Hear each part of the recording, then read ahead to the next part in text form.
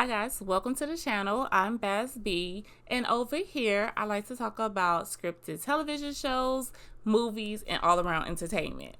Today I'll be talking about the show The Beauty. I'm on episode 5 and it's called Beautiful Billionaires. The show opens up with Jordan standing on the other side of the door at Cooper's house. She done popped up out of nowhere. Now, of course, Cooper don't recognize her because she got that shit.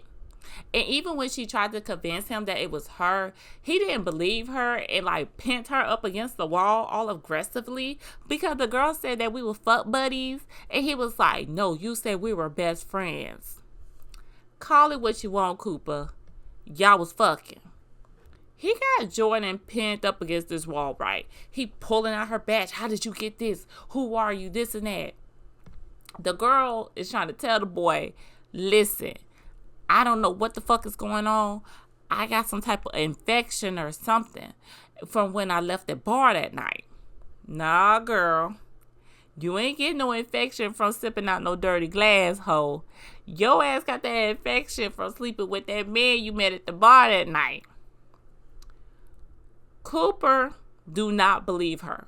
You are not Jordan. He was like, what do you call me in bed? Huh? Since you Jordan, what do you call me? Jordan says, well, not you. You're Johnson. And after that, he knew it was her, but he was still looking like, nah, I don't know. So Jordan, she goes and she touches that scar that was on his chest. And she says, you got this from Japan, right? So now Cooper, he know it's her, and he, it just embraces his baby because he's so glad he got his boo back. He take her out to eat.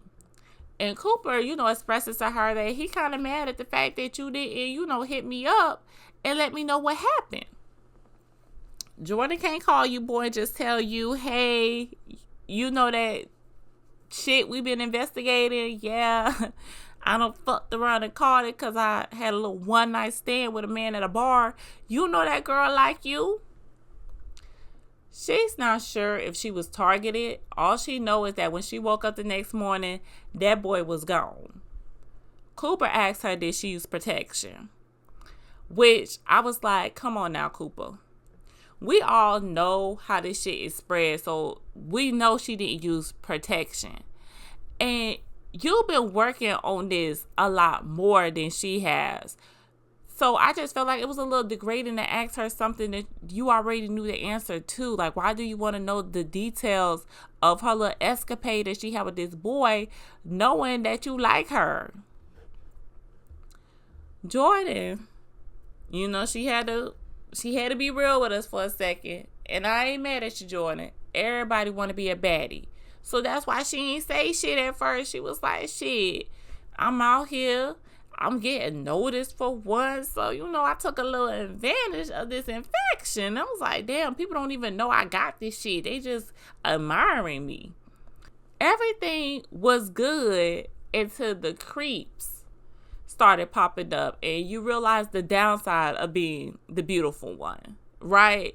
These men, they think, oh, I want her, and it's a conquest. And then sometimes they're a little too handsy because they feel like you should be theirs and you belong to them. Jordan feels fucked up for even enjoying it and not saying something, because for her not to say anything, we already know what the outcome is going to be. So the faster she would have told them would have been the faster they've been trying to cure her. And who wants to go back to being the ugly duckling? Even though this doesn't even make sense for Jordan's character, because Jordan was never ugly. And I mean that not only on the fact of just being like beauty is in the eye of the beholder, but upon European standards, she would not have been put down as the ugly girl. Jordan would definitely have been able to pull of quite a few. Cooper do tell her that she shouldn't feel bad about liking the new look and how she's always been beautiful to him. And Jordan, of course, she's not trying to hear that. Like, Cooper, you can tell that girl all day that she look good, that she's beautiful, but if she don't believe the words that you are telling her, everything you're saying is just obsolete. Jordan says that once she realized that she would never look like her old self again, that would make her miss her original look. Cooper says the old you was perfect, and so is the new you. Cooper is just more concerned that they figure out how to keep her healthy, because given the timeline of all these people who done blew up, she have about 2 years max, unless they figure out how to stop you from blowing up. Cooper tells her that, hey, you're just going to have to stay at my place. You cannot contact anybody, especially not the authorities, because if you do, girl, they're going to put you in quarantine and they're going to treat you like a lab rat. We get this scene in New York where this guy goes to like this secret sex club place. Antonio and Jeremy, they up in there, but they not in here for that freaky fun time that these people got going on. They here for business. They go up to that DJ booth and they done killed the DJ because the DJ had slept with the boy who had knocked on that door. And I'm looking like, damn, you killed the DJ. Now who's gonna play the records at this party? It's the next day and we see the guy from the sex club at his house. And Antonio and Jeremy sitting there waiting on him to come downstairs. Antonio got the guy tied up and he got that damn Christopher Cross playing, because apparently Christopher Cross music hides the screams of people being tortured. Let me tell you something. Can you imagine being held hostage in your home and the people who is probably about to kill you is dancing and singing to Christopher Cross? You know them people gonna take their time killing you, baby, because they are nuts. Nate, our hostage, got that shit, and we need to know where he getting it from. Nate said he got it from some prostitute off the dark web. He knows nothing else about her. Of course, Antonio's not buying this, and Nate is just lying. Talking about he haven't slept with anyone since this happened. Boy, we met you at the sex club. We saw you have sex with the DJ. And apparently quite a few other people, because Antonio said he had to kill all the people that he slept with in that place last night.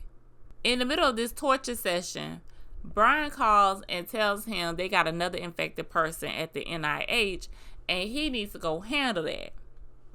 Also, he calls out Cooper's name because he too deep in this investigation and I need him taken care of too. So Antonio, he just shoots Nate because we got to go. So they head off back to Cooper's house, and you know Jordan, she missed her man, baby. She trying to get a little physical, but Cooper had to stop her ass, bitch. I'm not trying to end up like you, ho. Let's figure out what's wrong with you first before you try to, get in my pants. When they got back to his place, the apartment door was cracked open a little bit. Me, I would never went in there, but these are the police. So they went in, guns drawn, ready for whatever. Now, I thought Antonio and Jeremy was going to pop out. But no, it was just Nate with his chest wide open and that beauty hieroglyphic written on the wall above his head. So now I realized Antonio been warning y'all asses for a while now, because remember that shit happened back in Italy when they went to go see about that one girl and they had her propped up like that and had the shit on the wall written in blood. Now is a perfect time for a backstory, and we are going 3 years back in time. We see Brian in the limo. At this point in time, Brian's old, Brian's fat, and Brian is breathing real hard. What the fuck is wrong with him? He on the phone with the doctor, and he's trying to, listening in, trying to figure out about this new drug, and if this shit really gonna work. So, like I said, Brian breathing real heavy. He's sweaty. I'm like, damn, what type of condition he got? He needs the shot right now. So, finds out You on the phone, you trying to conduct business with the doctor. And the reason why you breathing so heavy is because your assistant is topping you off. And the doctor is like, we've been trying to get in touch with your assistant, but she haven't been returning our calls. We really need to update your medical files. Yeah, she can't answer your phone call because she got a mouthful of Brian right now. Girl ain't even doing her damn job. And Brian is such a piece of shit because you kicked that girl out that limo right before you got to your house. Talking about something your wife be watching the cameras. Why would you drive me this far out? Why would you not take me home and then go take your ass to your house? He enters the house and his wife already smelled that cheap ass perfume that the assistant be wearing. So you might as well have kept that lady in the car because the wife already know you a piece of shit. He quick with it though, with her. Oh, you talking about me and this cheap ass perfume, but you smell like you 3 drinks in. She said, yes, I am. I drink so I can pretend that you don't exist. And I was like, woo, cat fight. Brian tell her, listen, I'm leaving in the morning. I got some business to handle. Homegirl said, no, sir.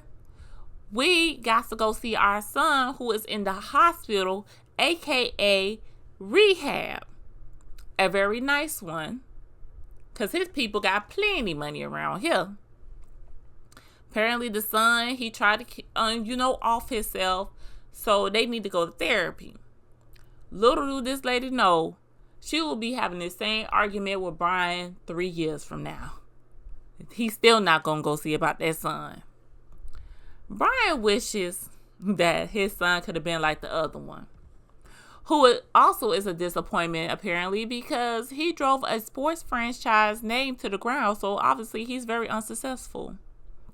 He said, listen, I know we both can't stand each other, and we got way too much money to get a divorce, but I don't have time for this.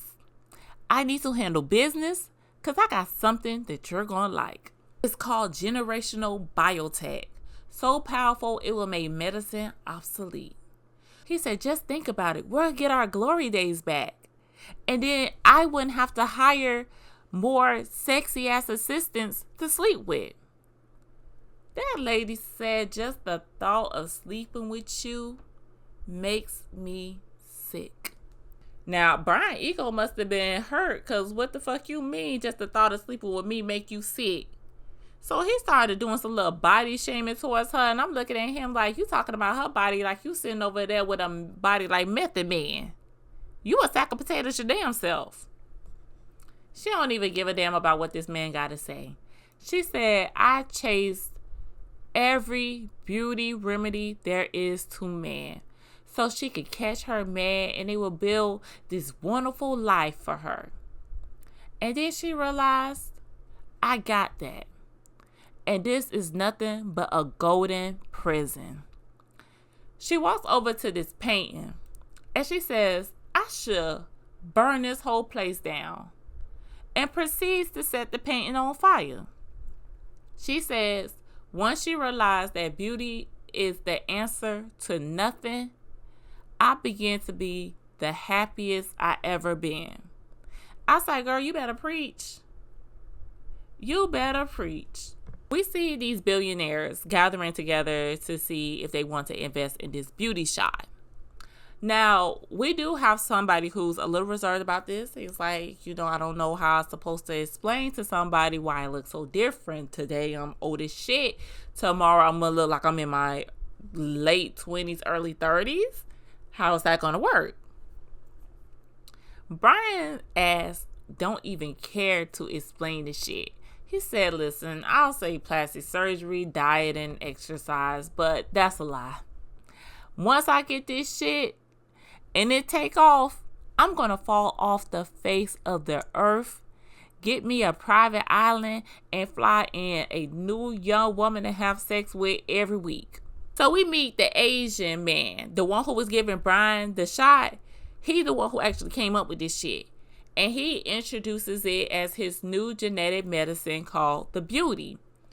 And he explaining how the medicine work and all the cells and going in and doing this and that. And them billionaires was like, baby, enough with all these big ass words and using all this poetic talk, similes, and all that. Tell us what the fuck the shit do. The doctor begins to tell him about this 87-year-old patient with stage 4 cancer that he tested the drug on. And he shows them a picture of how he looks now. And, younger, finer, and also the cancer is gone. And he was like, the great thing about this drug is any previous damage to your body or mental delays that you may have, all that will go away. The plastic surgery that you done had to look better in your old age, all of that will disappear and you will look even better. He pulls out this syringe so that they can see that this will leave no scars behind and basically no downtime. There will be some pain, okay, but that will fade away as your body adjusts. Now, they looking like, boy, please, you done lost your mind. Ain't no way this shit gonna work like that. But Brian is all ears and wants to know what's the side effects. They, of course, would be his test dummies. And I'm just gonna let you know, you can't go running your mouth to the FDA because, of course, I don't have any approval for none of this shit. And technically, we're the only ones that know about this. His lab techs don't even know about it. They don't know what the fuck they building because each one of them is just building a part of it. And it goes up the chain to him and then he puts it all together. They go to get their first dosage. And I'm trying to figure out why Brian got that coat on. Now watch one of them baddies have that shit on the next time we see them. He talking about this is Burning Man outfit. Brian cannot be trusted, okay? Because this some top secret shit. What are you doing in here with that cell phone and you texting? Then when the doctor was trying to grab that duffel bag he had by his foot, he didn't want the doctor to take it. Talk about, no, this got to stay with me. The doctor gives everyone a shot and then he leaves the room. It did not take long for them to feel that acute pain he was talking about. And seeing why he left all that water in the room for them. The doctor, he walks back in just before they begin to break out their cocoon. Now, while everyone's admiring their new bodies, Brian ass reached in that bag, pulled out an automatic, and sprayed the place, making sure not to kill the doctor because we still need you, okay?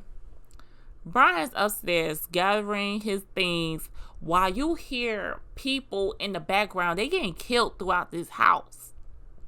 He sets all his stuff on fire and he begins to walk downstairs to see his assassins have finished the job. Everybody in the house is dead but the doctor. Once he seen that, he killed all the assassins because he has trust issues. I can't leave no one behind. Brian and the doctor hops on his private jet, leaving the house ablaze to get rid of the evidence to the crime that just took place, making Brian the only one who's gonna profit off of this new drug. Ain't that about a bitch? And that's how the show ended. Guys, I hope you enjoyed the review. If you did, like the video, comment down below, and subscribe to the channel if you have not done so already. And until next time, bye guys.